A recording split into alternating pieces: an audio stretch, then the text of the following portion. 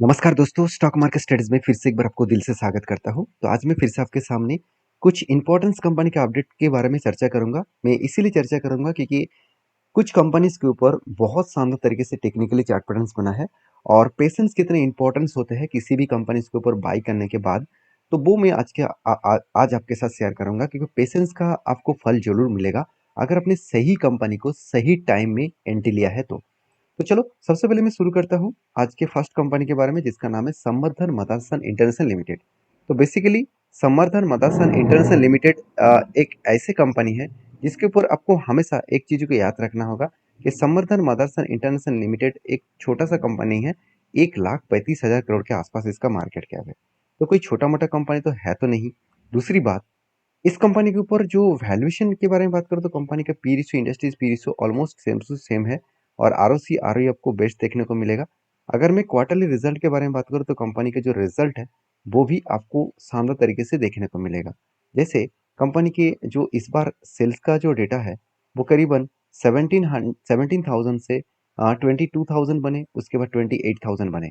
मतलब हर साल के डेटा देखा जाए तो कंपनी अच्छा खासा यहाँ पे सेल्स को जनरेट किया। अभी उसके साथ साथ एक्सपेंस को भी कंपनी मेंटेन्स किए और उसके according company net profit 182, 648 and 1096। तो कुछ इस तरीके से नेट प्रॉफिटेबिलिटी यहाँ पे देखने को मिले। तो बेस्ट तरीके से नेट प्रॉफिट यहाँ पे देखने को मिला और उसी के अकॉर्डिंग कंपनी के ऊपर जो बैलेंस शीट है उसको भी चेक किया जाए तो कंपनी के रिजर्व लगातार बढ़ते चले गए, कंपनी का बोरिंग्स भी लगातार बढ़ते चले गए। तो कंपनी कर्जा लिया, बोरिंग्स भी लिया, सब कुछ मेंटेन्स हो रहा है। तो इतने सारे पॉइंट्स मैं इसीलिए शेयर किया क्योंकि कंपनी के टेक्निकली जो चार्ट पैटर्न्स बना अगर उसको ध्यान से देखेंगे तो कुछ इस तरीके से कुछ सिनेरियो आपको देखने को मिलेगा। जैसे क्या हुआ, कंपनी लंबा सा जर्नी के बेसिस में कंपनी के ऊपर एक शोल्डर बने थे, उसके बाद एक बिग हेड बने, उसके बाद एक शोल्डर बने। मतलब शोल्डर कम हेड कम शोल्डर बने और फाइनली इसका ब्रेकआउट भी हुआ और ब्रेकआउट कंफर्मेशन भी कंपनी कर बैठे और उसके बाद देखिए रिटेस्ट किया, उसके बाद शानदार तरीके से टारगेट को भी अचीव किया। अब इसी टारगेट के बीच में और एक एंटी यहाँ पे बन चुके थे जो मैं आपके साथ यहाँ पे चर्चा किया था। देखिए कंपनी के ऊपर यहाँ पे कंटिन्यूसली बाइंग का आपको रेंज देखने को मिलेगा। इसके बीच में कोई भी आपको रेड कैंडल नहीं दिखेगा, कंटिन्यूसली आपको बाइंग का रेंज दिखेगा। तो जब भी कुछ इस तरीके से बाइंग का रेंज दिखे तो आपको हमेशा याद रखना होगा जब इस नीचे लेवल को टच करेगा तब क्या बनेगा, इसका एंट्री और इस हाई लेवल तक बनेगा इसका टारगेट। तो एंट्री अभी तक बना नहीं क्योंकि नीचे जब आए थे तब मुझे लग रहा था कि इस नीचे लेवल को टच किया करेगा उसके बाद बाउंस बैक करेगा, मगर उससे पहले ही तो बाउंस बैक कर गया। तो क्या यहाँ पे कोई एंट्री बन सकता है? हाँ जरूर बन सकता है। अगर इस लेवल को कंपनी कंप्लीट करे तो यहाँ पे एक कंपनी के ऊपर कब कब बना है और उसके अकॉर्डिंग यहाँ पे एक हैंडल भी यहाँ पे बन सकते हैं और उसी के बेसिस में एक अच्छा खासा यहाँ पे जर्नी हो सकता है। तो आपके क्या व्यू है जरूर मुझे कमेंट्स करके बताना। तो नेक्स्ट जो कंपनी उसका नाम है उनो मिंडा। तो उनो मिंडा के बारे में बात करूं तो कंपनी के ऊपर एक चीज को नोटिस करना, कंपनी 63,000 करोड़ के आसपास इसका मार्केट कैप है और कंपनी के अराउंड 71 के आसपास इसका वी रेशियो है, बहुत हाई वैल्यूएशन है। इस हाई वैल्यूएशन के होने के बाद भी कंपनी जब हाई वैल्यूएशन के कारण कंपनी के ऊपर करेक्शन हो रहा था तब मैंने आपको बताया कि कंपनी नीचे आएगा तो एक ट्रेड मतलब एक लेवल बना है उस लेवल तक आ सकते हैं। जो लेवल निकल कर आ रहा है करीबन 850 रुपीज के आसपास, क्योंकि इसी लेवल तक आने का चांसेस इसीलिए है क्योंकि यहाँ पे एक रेंज बना है। इसी रेंज के अकॉर्डिंग कंपनी 21% के आसपास रेंज क्रिएट किया। तो जब भी इस नीचे लेवल को टच करेगा तब यहाँ पे एंट्री बन सकते हैं और इस हाई लेवल तक इसका टारगेट बन सकते हैं। उससे पहले देखिए कंपनी के ऊपर क्या बना, यहाँ पे एक शोल्डर क्रिएट हुआ, उसके बाद एक बिग हेड बनने जा रहा है और उसके बाद अगर छोटा सा शोल्डर यहाँ पे क्रिएट हो जाए तो जो एंट्री बनेगा तो एक बेस्ट तरीके से एंट्री बन सकते हैं। तो मैंने इसके ऊपर डिसीजन क्यों लिया उसके लिए बता दूं। कंपनी के ऊपर एक सिचुएशन वाइज बात करूँ तो कंपनी के ऊपर जो म्यूचुअल फंड के जो डेटा है वो अगर देखा जाए तो कंपनी लास्ट कुछ फ्यू मंथ्स में कुछ क्वांटिटी को सेल ऑफ किया था, मगर इसका जो पूरा डेटा अगर मैं आपको बता दूं तो कंपनी इसके ऊपर आप देख सकते हैं कंपनी के ऊपर यहाँ पे म्यूचुअल फंड ने लगातार बाइंग किए, उसके साथ साथ एफआईएस ने भी बाई किया और अच्छा खासा यहाँ पे बाइंग देखने को मिले और इसी बाइंग के अकॉर्डिंग कंपनी के ऊपर अच्छा खासा एक जर्नी यहाँ पे देखने को मिल सकता है। तो मैं जरूर कहूँगा इस कंपनी के ऊपर फोकस रखिए, इस कंपनी के ऊपर स्टडी करिए क्योंकि कंपनी के ऊपर अच्छा खासा यहाँ पे जर्नी अपकमिंग टाइम्स में देखने को मिल सकता है। क्योंकि कंपनी के ऊपर जो क्वार्टरली रिजल्ट है अगर वो देखेंगे तो इस बार भी कंपनी हाईएस्टली रिजल्ट को जनरेट किया, हाईएस्टली सेल्स जनरेट किया। एक्सपेंस मिटाने के बाद कंपनी के ऊपर अच्छा खासा प्रॉफिट भी देखने को मिला, 180 करोड़ से 211 करोड़ तक। मतलब बेस्ट तरीके से कंपनी के यहाँ पे प्रॉफिट भी देखने को मिला है, जो प्रॉफिट कंपनी को आगे बढ़ाने के लिए काफ़ी है। तो बाकी इस कंपनी के ऊपर एज ए इन्वेस्टर तो पहले से ही तो इन्वेस्टमेंट करके रखे, मैं अभी आपको बता चुका हूँ। मुझे जो बेस्ट पॉइंट लगा इस कंपनी का वो है बैलेंस शीट। देखिए बैलेंस शीट में आप देखेंगे तो कंपनी के रिजर्व लगातार बढ़ते चले गए, उसके अकॉर्डिंग कंपनी का बोरिंग्स थोड़ा सा यहाँ पे थोड़ा सा कम होता देखने को मिले। हाँ, इस बार कंपनी कर्जा ज़्यादा लिया, मगर जो कंपनी का रिजर्व है उसके हिसाब से कंपनी का कर्जा थोड़ा सा कम है। और अगर इस चीज़ों को और भी मैं डिटेल्स में देखूँ तो कंपनी के CWIP में करीबन 42 करोड़ से 216 करोड़ तक कंपनी का टोटल CWIP देखने को मिला है।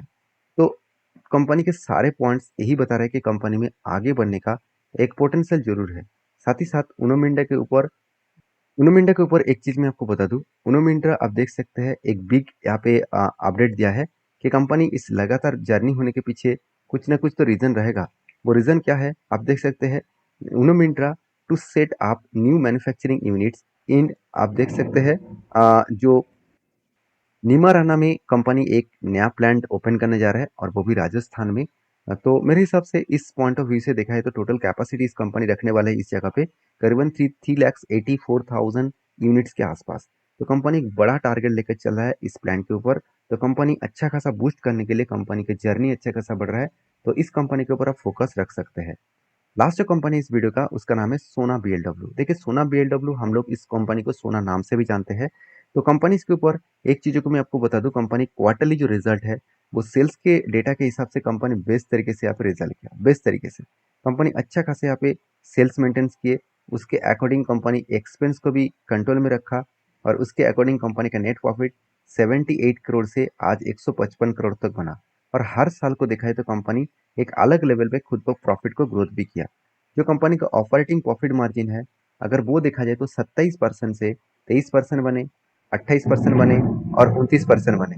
मतलब बेस्ट तरीके से कंपनी का जो प्रॉफिटेबिलिटी है और मतलब ग्रोथ जो है वो यहाँ पे बढ़ता हुआ देखने को मिले। तो कंपनी ऑपरेटिंग प्रॉफिट भी बढ़े, कंपनी का सेल्स भी बढ़े, कंपनी का प्रॉफिट भी बढ़े, क्योंकि आप खुद ही देख सकते हैं कंपनी के यहाँ पे देख सकते हैं हर साल में कंपनी का सेल्स कंटिन्यूसली मेंटेन हो रहा है। हाँ, आप कह सकते हैं कि 27% से 18% हो गया, कम तो हुआ। हाँ, कोई बात नहीं, कंपनी में कम हुआ सेल्स में, मगर प्रॉफिट में ठीक ठाक ही है। कंपनी इसीलिए हर टाइम प्रॉफिट जनरेट कर रहा है और रिटर्न भी अच्छा खासा दे रहा है और रिटर्न ऑफ इक्विटी भी बेस्ट तरीके से देखने को मिला। ये सारे पॉइंट्स कंपनी को बेस्ट तरीके से जर्नी यहाँ पे देखने को मिला है। अभी इसी कंपनीज के अगर मैं आपके सामने एज ए इन्वेस्टर के बारे में चर्चा करूँ तो आप खुद ही यहाँ पे देख सकते हैं म्यूचुअल फंड ने जिस तरीके से होल्डिंग को कंटिन्यू किया उसी तरीके से आज FIs भी कंटिन्यू कर रहा है। तो कुछ ना कुछ तो दम है इस कंपनी के ऊपर, जिसके कारण इंस्टीट्यूशन इस कंपनी के ऊपर कंटिन्यू करने का कोशिश कर रहा है। इस बात को आपको याद रखना होगा, इस बात को आपको जरूर स्टडी करना होगा। बाकी इस कंपनी के ऊपर अगर टेक्निकली चार्ट पैटर्न्स के बारे में बात करूँ तो आप खुद ही देख सकते हैं कंपनी के ऊपर जो पैटर्न क्रिएट हुआ था, एक पहले शोल्डर बने, बिग हेड बने, उसके बाद शोल्डर बने, फाइनली यहाँ पे ब्रेकआउट हुआ, ब्रेकआउट कंफर्मेशन भी हुआ और कंपनी धीरे धीरे करके एक रेंज क्रिएट किया। अभी इस रेंज के अकॉर्डिंग मैं बात करूँ तो कंपनी इसी रेंज के अंदर कंपनी फंस चुके हैं, जहाँ पे देखा है तो कंपनी कंटिन्यूसली सेलिंग भी हो रहा था, उसके बाद बाइंग भी हुआ, सेलिंग हुआ, फाइनली उस लेवल को ब्रेकआउट करने का कोशिश कर रहा है।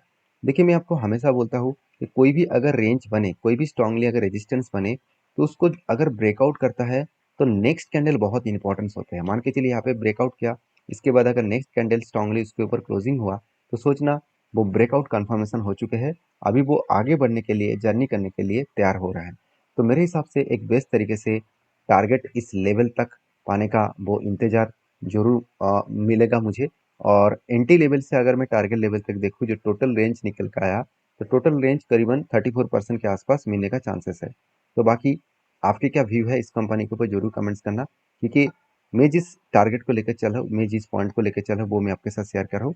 और ये व्यू मेरे तरफ से कोई भी रिकमेंडेशन नहीं है, सिर्फ एक अपडेट है, एक इन्फॉर्मेशन है। आप इस इन्फॉर्मेशन को एज ए स्टडी पर्पस में लेना और आपके जो सेबी रजिस्टर्ड एडवाइजर है उसके साथ बातचीत करके ही काम करना। नेक्स्ट जो कंपनी है शेखावती इंडस्ट्रीज लिमिटेड, जो एक 310 करोड़ का कंपनी है, एक छोटा सा कंपनी है। कंपनी एक साल में बहुत शानदार परफॉर्मेंस किया, सिर्फ पैसे से 9 रुपीज़ तक कंपनी जर्नी किया और यही जर्नी के कारण मतलब कंपनी 18 टाइम्स रिटर्न कंपनी दे चुके हैं लास्ट 1 ईयर में। और इसीलिए शायद कंपनी का मैनेजमेंट ने एक डिसीजन लिया स्प्लिट देने का। हर एक के बदले कंपनी आपको 10 शेयर यहाँ पे देने जा रहा है। जो लोग स्प्लिट पाना चाहते हैं एक बार डीपली रिसर्च करें, उसके बाद काम करें। वीडियो अच्छा लगे तो प्लीज़ लाइक भी करें। Thank you.